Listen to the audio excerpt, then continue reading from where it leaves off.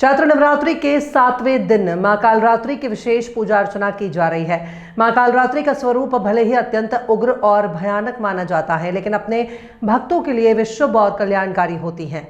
हरिद्वार के सिद्धपीठ दक्षिणी काली मंदिर में सुबह से ही श्रद्धालुओं की भारी भीड़ उमड़ रही है, जहां भक्त विधि विधान से पूजा कर मां का आशीर्वाद प्राप्त कर रहे हैं। मंदिर परिसर में भक्ति और आस्था का अनोखा संगम देखने को मिल रहा है, जहां श्रद्धालु मंत्र जाप और साधना के जरिए मां को प्रसन्न करने में जुटे हैं।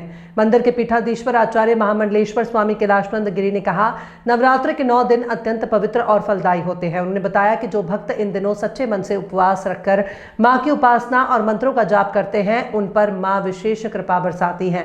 मां कालरात्रि अपने भक्तों के सभी भय, संकट और नकारात्मक शक्तियों का नाश करती हैं और उन्हें सुख समृद्धि का आशीर्वाद प्रदान करती हैं।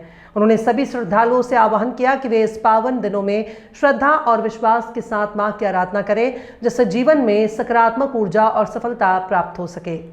सप्तमी जो है जयंती मंगला काली भद्र काली कपाली दुर्गा क्षमा शिवा दात्री स्वाहा स्वधा नमोस्तुते जय त्वं देवी चामुंडे जय भूतारती हारिणी जय सर्वगते देवी काल रात्रि नमोस्तुते। भगवती जो है महाकाल रात्रि जो है वो भगवती को अत्यंत प्रिय है और काल रात्रि का अर्थ है काल पर विजय करने वाली, काल पर विजय दिलाने वाली, कालों का दमन करने वाली और काल को अपने अधीन रखने वाली, काल से अपने भक्तों की रक्षा करने वाली जो है वो महाकाली है। तो इसलिए आज सप्तमी है और सप्तमी की महारात्रि में भगवती की जो उपासना करेगा, जो भगवती को जोत जलाएगा, भगवती को भोग लगाएगा, भगवती की कपूर से आरती करेगा, भगवती को हलवा भोग लगाएगा, भगवती के सामने रुद्राक्ष की माला लेकर के ओम ऐं ह्रीं क्लीं चामुंडाय विचे जो भी मंत्र उसको आता हो उस मंत्र का जप करेगा। माँ को जो स्तुति आती हो, कुछ लोग ऐसे हैं जिनको दुर्गा सप्तशती पढ़ना आता है, जो दुर्गा सप्तशती पढ़ते हैं हिंदी संस्कृत में भी, कुछ लोग संस्कृत में भी पढ़ते हैं, बहुत सारे लोग हिंदी में भी पढ़ते हैं। तो उसमें सिद्ध कुंजिका स्तोत्र है और देवी कवच है।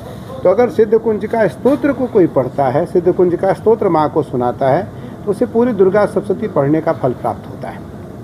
और शक्तिपीठों पर आकर के कोई माई का दर्शन करे, कोई माई का भोग करे, कोई माई की आरती करे, कोई माई की स्तुति करे, कोई माई को पुष्प पहनाए, कोई माई के लिए हलवा और चना बना करके लाए, छोटी छोटी कन्याओं का पूजन करे। माँ सबसे माई कहाँ बसती हैं? छोटी कन्याओं में।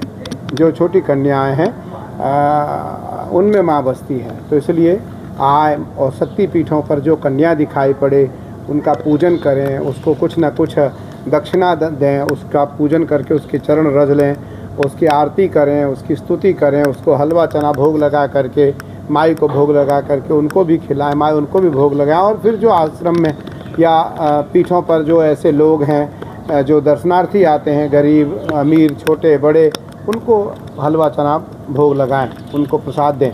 मुझे लगता है इन चीज़ों से हमारे जीवन में सुख और समृद्धि तो आएगी ही आएगी, हमें माई की कृपा भी प्राप्त होगी, माई का आशीर्वाद भी हमें मिलेगा।